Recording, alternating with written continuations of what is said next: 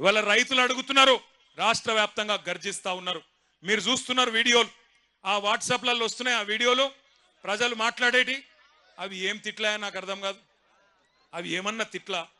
ఇంకోడు మనిషి అంటోడైతే బకెట్లో బకెట్లో 2 మగులు నీళ్లు పోసుకొని దుంకి చచ్చిపోతుండే. ఇక రేవంత్ రెడ్డి కాబట్టి ఇక నడుస్తాంది, రేషం లేని బతుకు కాబట్టి నడుస్తాంది. నేను అంటున్నా, ఒక్కసారి ఆలోచన చేయండి. అవి ఏం తిట్లు? తెలుగు భాషలో గన్ని తిట్లుంటాయని కూడా తెలియదు నాకు. రకరకాల తిట్లు తిడతాను. భయం కూడా పడతలేడు ఎవడు.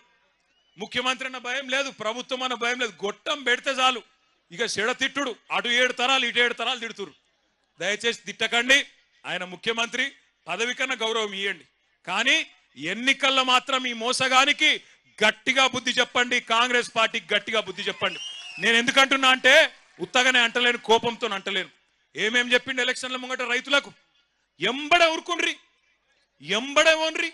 2 లక్షల రుణం మాఫీ చేస్తా, మీరు పోయి తెచ్చుకోగానే డిసెంబర్ 9 నాడు సంతకం పెట్టనే పెడతా అని చెప్పిండు. అయిందా రుణమాఫీ? యాడ మొదలైందో తెలుసా రుణమాఫీ కథ? డిసెంబర్ 2023లో రేవంత్ రెడ్డి గారు ముఖ్యమంత్రి కాగానే మీటింగ్ పెట్టిండు.